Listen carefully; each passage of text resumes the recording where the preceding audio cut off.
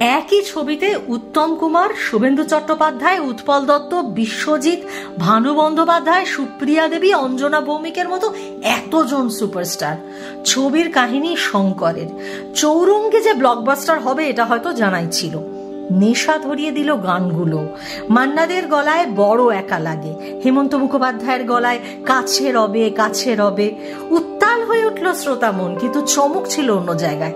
ছবির সুরকার একজন মহিলা, এটা বিশ্বাস করতে কষ্ট হয়েছিল জনগণের। বাংলা গানের স্বর্ণযুগে দিকপাল পুরুষ সুরকারদের মধ্যে হাতে গোনা কজন মাত্র মহিলার সুরকার।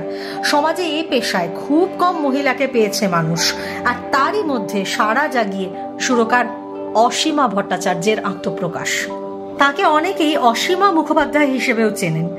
চৌরঙ্গীর গান দিয়ে জনমনে একেবারে সারা জাগিয়ে সুরকার অসীমা দেবী পা রাখলেন সিনেপাড়ায়।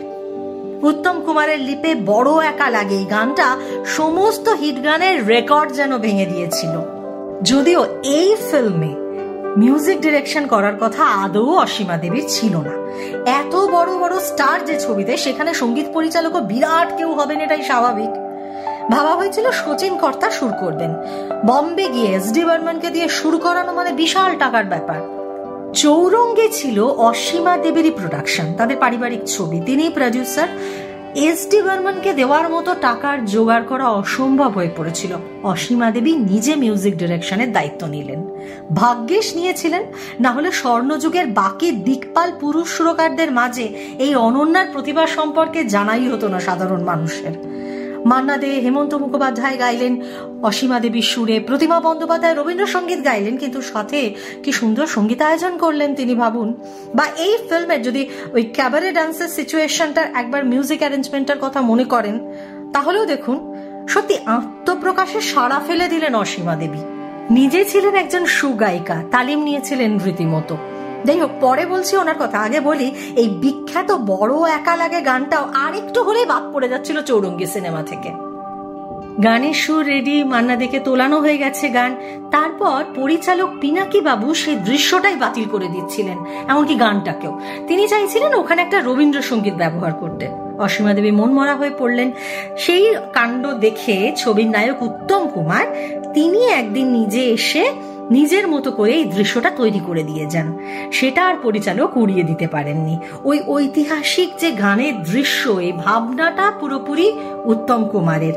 আর তিনি না থাকলে এই গানটাই, ঐতিহাসিক গানটা আর এই এত সুপারহিট গানটা পড়ে থাকতো সিনেমায় অব্যবহৃত কোনো গান হিসেবে। ভাবুন, ক্যালকাটা ইউনিভার্সিটি থেকে বাংলা এমএ করেছিলেন। রেডিওতে অনেক আগের থেকেই তিনি গান করতেন।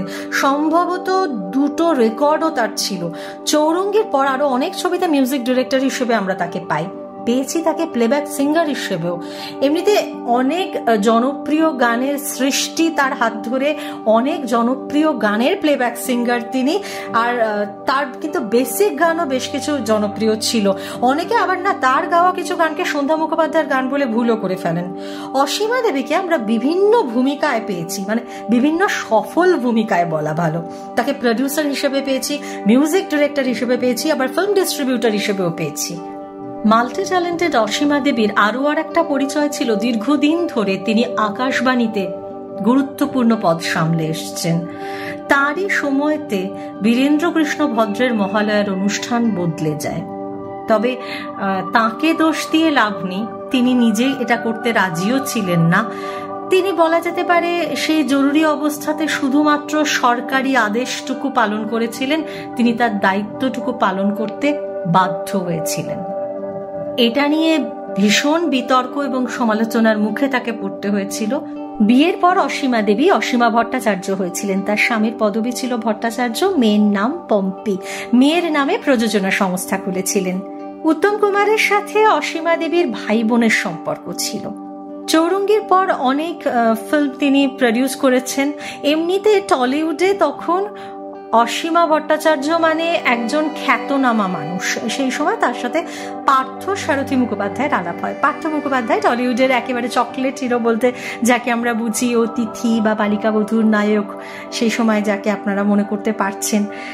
বাঘবন্দি খেলাতেও তাকে কেউ ভুলবে না। সেই বাঘবন্দি খেলার কিন্তু আবার প্রডিউসার ছিলেন অসীমা ভট্টাচার্য। যাই হোক, বয়সের ফারাক ছিল অনেকটা, তবু অসীমা দেবীর সাথে পার্থ মুখোপাধ্যায়ের বিয়ে হলো এবং তিনি অসীমা ভট্টাচার্য থেকে অসীমা মুখোপাধ্যায় হলেন। এই অসম বিয়ে সেই সময় অনেকে মেনে নিতে পারেননি, অনেক সমালোচনার শিকার হতে হয়েছিল। উত্তম কুমারও একটা সময় মেনে নিতে পারেননি, রুষ্ট হয়েছিলেন যে এত অল্প বয়সী কোনো অভিনেতা যার কেরিয়ার শুরু হচ্ছে, তিনি সেই সময় তার থেকে অনেক বড় কাউকে, আবার মেয়ে সমেত কাউকে বিয়ে করছেন। কিন্তু তাদের ভালোবাসা অটুট ছিল। পার্থ মুখোপাধ্যায় এবং অসীমা মুখোপাধ্যায় যে ভালোবাসা, সেটা একেবারে অটুট ছিল সারা জীবন। সুরকার অসীমা দেবীকে চৌরঙ্গীর পরে আমরা পাই মেম সাহেব, শুভ রজনী, অবশেষে, আজকের নায়ক, নিশান্তে, তনয়া, বিনয় বাদল দীনেশ, দাবার চাল, এরকম আরো অনেক সিনেমাতে। যদিও যে নামগুলো বললাম তার মধ্যে প্রথম 4টে তারই প্রোডাকশনের। অসীমা দেবীর প্রোডাকশনের প্রথম ফিল্ম ছিল দোলনা। আর যদি ফিল্ম ডিস্ট্রিবিউশনের কথা ধরি তাহলে গড়, নাসিমপুর, জোড়াদিঘির চৌধুরী পরিবার, তীরভূমি, এই সমস্ত ফিল্মের ডিস্ট্রিবিউটরশিপ তার ছিল, সেখানেও তিনি সফল ছিলেন। খুব কম লোকই জানেন যে পঙ্কজ মল্লিক এবং বাণী কুমারের পরিচালনায় মহালয়ার ভোরে যে মহিষাসুর মর্দিনী, যে আমরা আজও শুনি, সেখানে অসীমা দেবীর গাওয়া একটা গান আছে, শুভ্র শঙ্খ রবে। বাংলা ছবির সিনেপাড়ায় যদি উকিঝুঁকি মারি তাহলে খুব বেশি মহিলা সুরকারকে আমরা কিন্তু আজ পর্যন্ত পাইনি। তিনি একাধারে শুধু যে সুরকার ছিলেন তা নয়, স্বনামধন্য সুরকারের পাশাপাশি তার অন্য ভূমিকাগুলো হয়তো মানুষের চোখে খানিকটা কমই পড়েছে। এই পুরুষ শাসিত সমাজে দাঁড়িয়ে অসীমা দেবীর মতো ট্যালেন্টেড, বলা ভালো মাল্টি ট্যালেন্টেড কোনো প্রতিভাকে মনে করতেও গর্ব অনুভব হয় বইকি। কেমন লাগলো আজকের গল্প জানাতে ভুলবেন না। আর যদি এরকম আরো কারোর জীবন সম্পর্কে, তার জীবনের গল্প সম্পর্কে শুনতে চান তাহলে অবশ্যই কমেন্ট বক্সে জানাবেন। কেমন লাগলো অসীমা দেবীর গল্প শুনতে সেটাও জানাবেন। আর banglamovies.in-কে সাবস্ক্রাইব করবেন, ভালো লাগলে লাইক করবেন, শেয়ার করবেন, আর বেল আইকনে অবশ্যই ক্লিক করে রাখবেন।